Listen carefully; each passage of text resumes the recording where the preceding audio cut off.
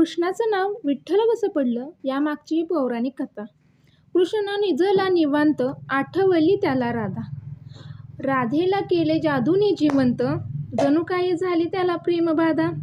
समोरून आली रुक्मिणी, कृष्णासंगेच राधाला पाहिली. डोळे झाले लाल लाल आणि ती कृष्णाचं सोडून चालली.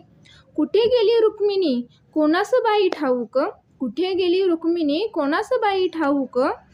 कृष्ण भटकतोय तिला शोधत व्याकुळ होऊन. पोहोचला बाई शोधत तिरी चंद्रभागेच्या, पोहोचला बाई शोधत तिरी चंद्रभागेच्या. आणि रुक्मिणी दिसली वनात पंढरीच्या. कृष्ण विनवतो रुक्मिणीस पण ती रुसली फार. कृष्ण विनवितो रुक्मिणीस पण ती रुसली फार.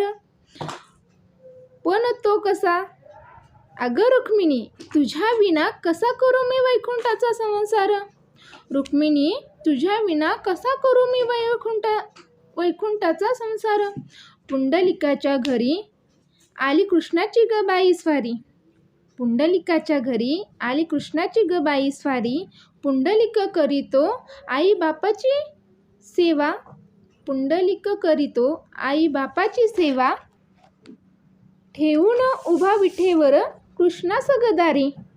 वाट पाहता पाहता कृष्णाची मूर्ती राहिली विटेवर. वाट पाहता पाहता कृष्णाची मूर्ती राहिली विटेवर.